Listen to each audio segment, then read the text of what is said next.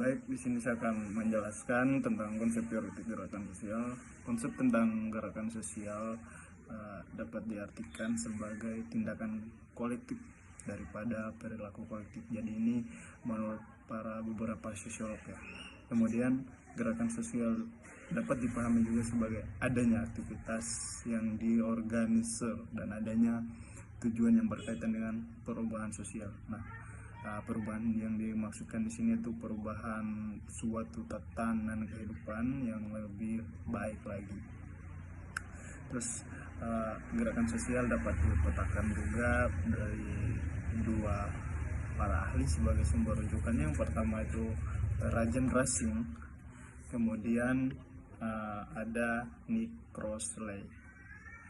Nah, untuk Rajan Racing sendiri memetakan teori gerakan sosial itu ada tiga. Yang pertama klasik, neoklasik, dan kontemporer. Nah, dalam gerakan klasik ini lebih mengacu pada kenapa seseorang itu bisa terlibat dalam suatu gerakan atau kenapa individu itu bisa terlibat dalam suatu gerakan.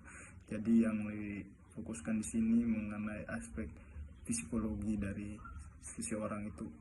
Nah, menurut beberapa sumber yang saya pernah baca bahwa dalam gerakan klasik ini seseorang itu bisa terlibat dalam suatu gerakan sosial itu karena dia dikucilkan dalam suatu masyarakat atau ada suatu kebijakan yang dari pemerintah yang membuat dia merasa dikucilkan atau dipinggirkan. Terus kemudian gerakan neoklasik. Nah, pada gerakan neoklasik ini lebih menonjol pada gerakan revolusi. Nah, ini berkaitan dengan konsep Marx, di mana Marx dan Engels mengatakan bahwa akibat adanya konflik itu karena dialektika yang terjadi pada jagat raya ini terjadi karena adanya suatu konflik. Nah, itu rujukan dari gerakan neoklasik. Kemudian gerakan sosial baru atau kontemporer, ya ini masih dari Rajan Racing. Gerakan ini lebih mengarah pada aspek humanisme, kultural, dan non materialistik. Adapun tujuan dan nilai-nilai dari gerakan ini secara esensial bersifat universal, yakni diarahkan untuk memberikan perlindungan dan mempertahankan kondisi kehidupan manusia ke arah yang lebih baik. Nah, sebagai contoh di dalam gerakan sosial baru ini seperti gerakan industri menentang ketidakadilan ekonomi, ada perlawanan buruh yang menentang tentang eksploitasi kelas. Kemudian juga ada dari gerakan feminisme. Nah, itu termasuk dalam gerakan sosial baru atau gerakan kontemporer. Kemudian kita akan merujuk ke pemetaan dari Nick Crossley. Nick Crossley memetakan gerakan sosial itu ada dua, yaitu dimensi waktu dan juga setting wilayah. Nah, dimensi waktu ini lebih sebelum tahun 1970-an dan setelah 1970-an, dan setting wilayahnya itu Eropa dan Amerika. Nah, dalam dimensi waktu sebelum 1970 di Amerika Serikat ini merupakan perilaku kolektif. Terus kemudian di Eropa itu mengenai konsep Marxisme atau konflik pertentangan. Nah, pada gerakan-gerakan tersebut itu pada 1970-an ini bisa dibilang juga sebagai gerakan neoklasik. Terus kemudian setelah 1970-an di Amerika Serikat itu lebih mengacu pada gerakan mobilisasi sumber daya. Jadi untuk melakukan suatu gerakan tersebut ada upaya yang memastikan atau ada suatu perhitungan atau perkembangan untuk memastikan tercukupinya sumber daya organisasi dalam pengembangan, pelaksanaan, dan keberlanjutan pencapaian visi dan misi organisasi dalam suatu gerakan sosial. Kemudian di Eropa, yaitu tadi yang saya sempat sampaikan sebelumnya, itu gerakan sosial baru.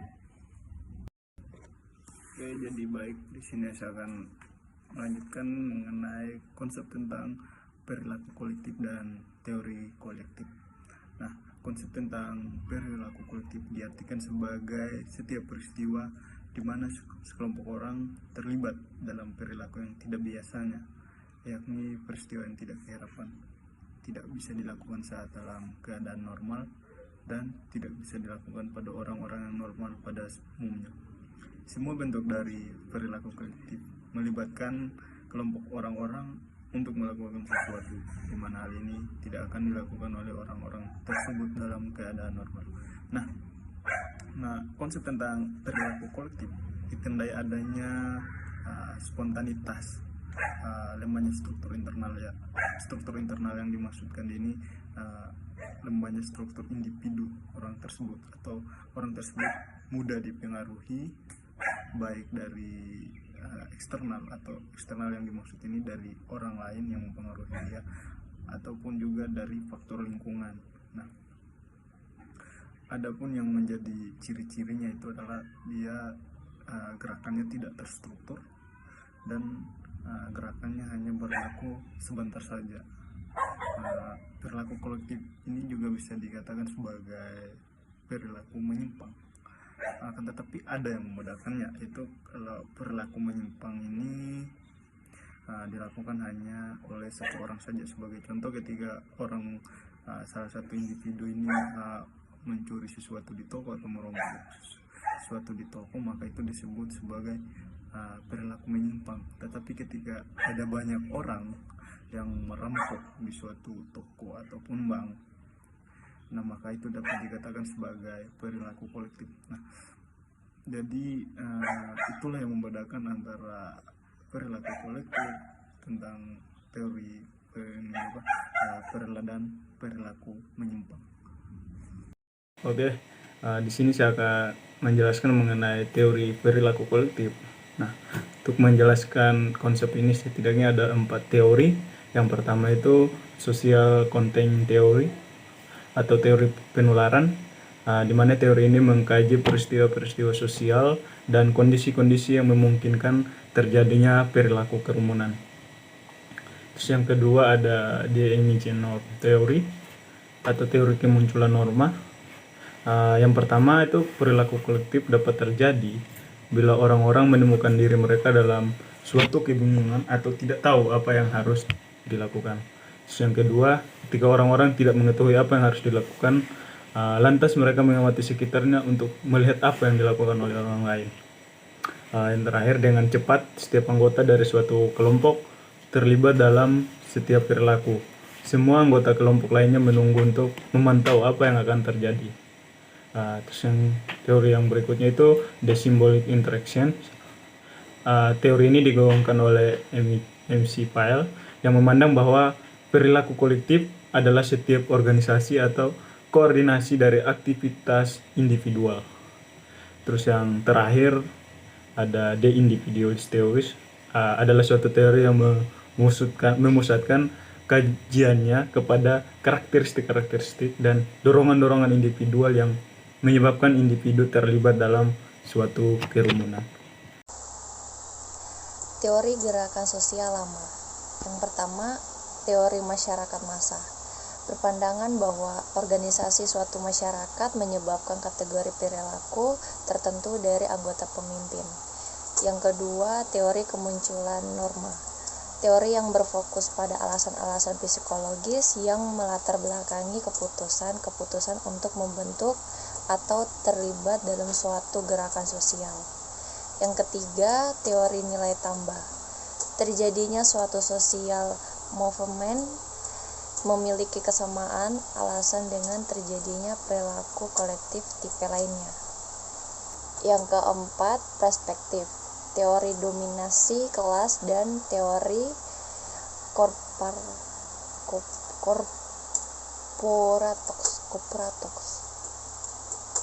dan teori kopratoks. Teori dominasi mengacu pada perspektif Karl Marx, sedangkan korporatoks dilukiskan sebagai sifat kekuasaan yang dikontrol oleh berbagai korporasi besar, bank internasional, dan pemerintah. Gerakan sosial baru. Gerakan sosial baru adalah gerakan transnasional Gerakan ini menyuarakan, mengarah, dan berjuang bagi isu-isu kemanusiaan dan isu-isu yang berhubungan dengan kondisi mendasar keberadaan manusia, serta mungkin bagi keberadaan yang layak di masa depan. Tujuan dari gerakan sosial baru adalah untuk menata kembali relasi negara, masyarakat, perekonomian, dan menciptakan ruang publik yang demokratis, kebebasan individu dan kolektivitas, serta identitas dan orientasi mereka agar dapat didiskusikan dan diperiksa selalu. Teori gerakan sosial baru merupakan suatu pendekatan teoritis terbaru yang menjelaskan tentang perubahan karakter dari gerakan sosial. Teori tersebut menekankan ciri khas gerakan sosial dalam perkembangan masyarakat pasca industri di Amerika Utara dan Eropa Barat. Teori gerakan sosial baru berakar dari tradisi Eropa kontinental tentang teori sosial dan filsafat politik. Teori ini merupakan suatu pendekatan sebagai respon terhadap kelemahan marxisme klasik dalam menganalisis tindakan kolektif. Masyarakat sipil dan gerakan sosial. Gerakan sosial dan masyarakat sipil tidak terlepas dari organisasi masyarakat sipil yang bersifat independen, di mana mereka merupakan basis gerakan sosial. Organisasi masyarakat sosial secara definisi dikategorikan menjadi dua, yakni minimalis dan maksimalis.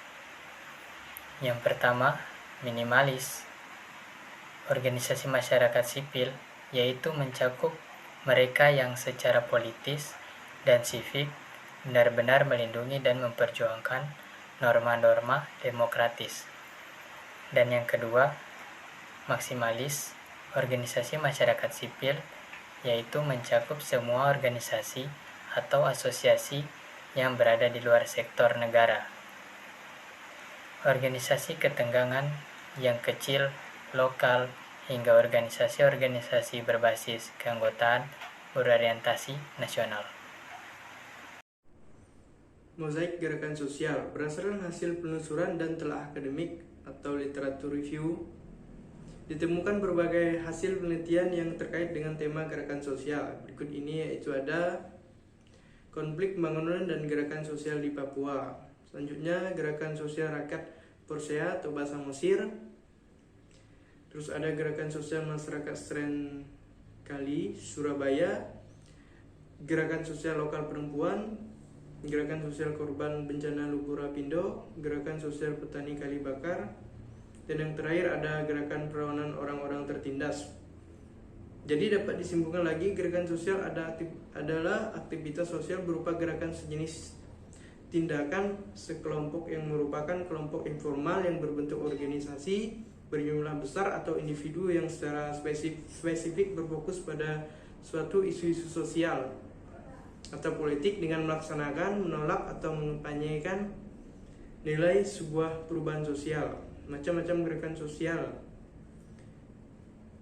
yaitu adalah pertama ada gerakan protes. Gerakan protes merupakan macam gerakan sosial yang bertujuan untuk menentang atau mengubah suatu kondisi sosial yang dianggap tidak sesuai. Selanjutnya ada gerakan regresif atau gerakan resistensi. Gerakan regresif atau gerakan resistensi merupakan salah satu gerakan sosial yang memiliki tujuan untuk membalikan perubahan sosial. Selanjutnya ada gerakan religius atau keagamaan.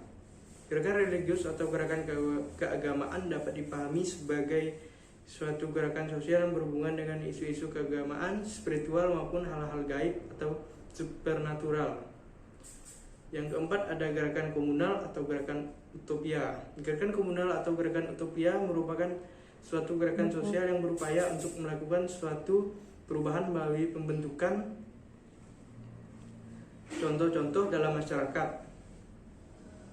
Yang kelima ada gerakan perpindahan. Gerakan perpindahan merupakan gerakan sosial yang akan terjadi apabila sebagian besar anggota masyarakat merasa kecewa terhadap keadaannya sekarang atau terhadap perubahan sosial yang terjadi, sehingga mereka berkemungkinan untuk melakukan atau bahkan berkeinginan untuk pindah.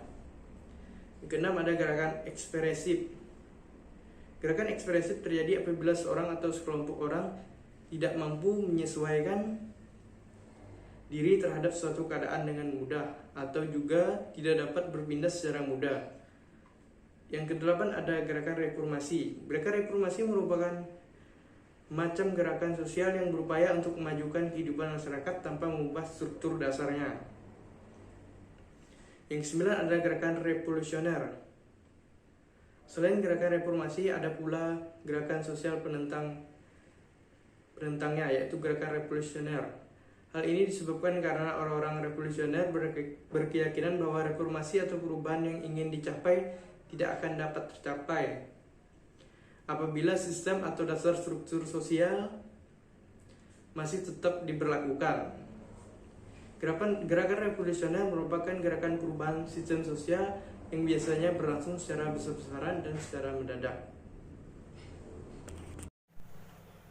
Baiklah, mungkin sekian dari presentasi materi yang kami paparkan.